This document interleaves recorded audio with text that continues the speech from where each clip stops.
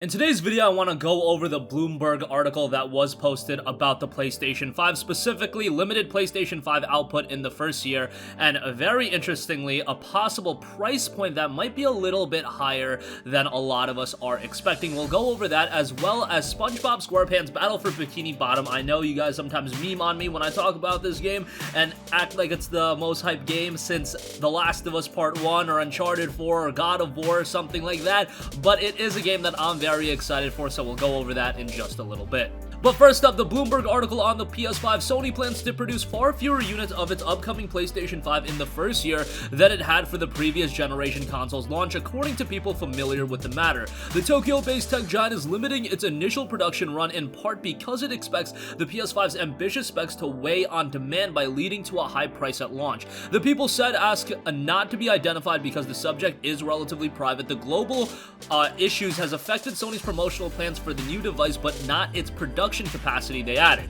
The company has told assembly partners it would make 5 to 6 million units of the PS5 in the fiscal year ending March 2021, according to other people involved in the machine supply chain. Now, if you actually look at the PlayStation 4, when Sony released that console, it sold 7.5 million units in its first 2 quarters, and that was a very in-demand console, but honestly speaking, I do expect the PS5 to be more in demand. However, there's also the issue of the price point, whether or not people are going to have disposable income come the fall. I still think there's going to be a lot of attention and a lot of hype surrounding the PS5, but that's just my opinion. The PS5's loftier price tag may also deter initial take-up. Game developers who've been creating titles for the next PlayStation anticipate its price to be in the region of $499 to $549. So $500 was where I had expected the price point to drop at.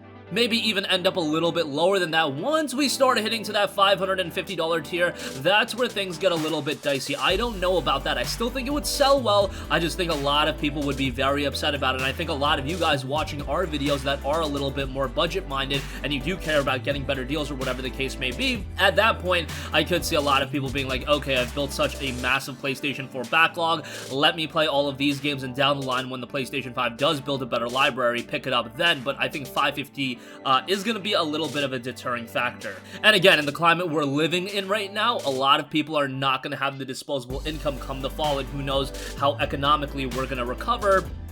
Bloomberg's Intelligence's Matthew Kannerman points to increased component costs, pushing up the price required for Sony to break even. Sony has struggled with its price-setting decision for the PlayStation 5 because of scarce components, Bloomberg News has reported. A Sony spokesperson declined to comment. Its shares were largely unchanged in afternoon trade. That was also noted. Sony's strategy, according to several people familiar with its plan, will be to rely on incumbent PlayStation 4 models as a bridge to get new users onto the PlayStation platform's network services, while the PS5 remains in limited supply, the people said. Remember, one of the main imperatives for Sony going into PlayStation 5 is to make it a seamless transition. Get a lot of that PlayStation audience that's already attached to the brand to naturally transition over to the PlayStation 5, and that would already give them an initial head start on the competition, given that PlayStation is so far ahead of Xbox One, and that would give them a very, very big advantage. But if you're talking about a $550 price point, Microsoft suddenly comes out with a cheaper price point, if that's possible, that could add a lot of fire to the Xbox Series X. Ultimately, do I think that $550 price point would make the PlayStation 5 a failure? Absolutely not. Because that there is going to be a limited amount of units being released already. We're getting less units than PS4.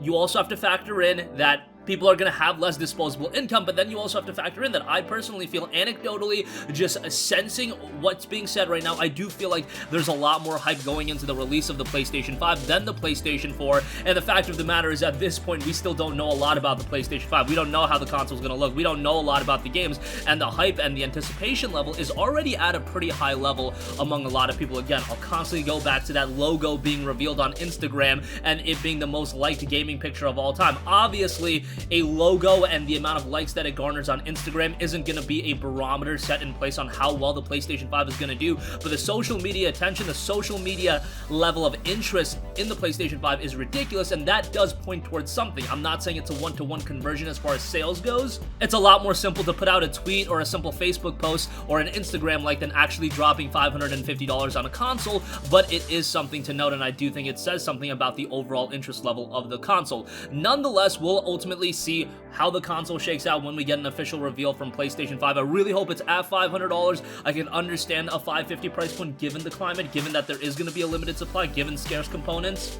And I do think it'll still end up selling pretty well. Alright, lastly, I do also want to note SpongeBob Squarepants Battle for Bikini Bottom Rehydrated finally got a release date, and that'll be coming June 23rd. And given that they're announcing the release date now and the game prior did not have any release date, I imagine that this is going to end up sticking. SpongeBob Squarepants Battle for Bikini Bottom will launch for PS4, Xbox One, Switch, and PC through Steam on June 23rd. Publisher THQ Nordic and developer Purple Lamp Studios have announced. Digital pre-orders are available now for Xbox One via the Microsoft Store and PC via Steam. Switch pre-orders will open via the Nintendo eShop on April 21st. PlayStation 4 pre-orders will follow via the PlayStation Store at a later date. Now, if you're unaware, SpongeBob SquarePants Battle for Bikini Bottom was actually a very well-received title. As far as SpongeBob games go, I don't know if they're the best received games, you know, objectively speaking, as far as all of the games are concerned, but this one is remembered upon pretty fondly. Game features include play as SpongeBob, Patrick, and Sandy and use their unique sets of skills, thwart Plankton's evil plan to rule Bikini Bottom with his army of wacky robots, meet countless characters from the beloved series. Also notes, as far as the remake goes, a faithful remake of one of the best SpongeBob games ever created, high-end visuals, modern resolutions, and carefully polished gameplay, brand new Horde mode multiplayer for up to 2 players online and offline, restored content that was cut from the original game like the Robo Squidward boss fight, and more. The game is going to be coming June 23rd. There are a couple of trailers that are out right now, so you can check that out as well. It's getting a crazy special edition as well that's a little bit zany, so there you have it with that. And that's going to conclude this video. Again, what would you think about a $550 price point for the PlayStation 5? Is that too expensive? Is that something that completely pushes away? Definitely comment your thoughts on that. And SpongeBob SquarePants Battle for Bikini Bottom drops June 23rd. That's going to conclude this video. Sound off with all of your thoughts in the comment section down below. Thank you for watching, and goodbye.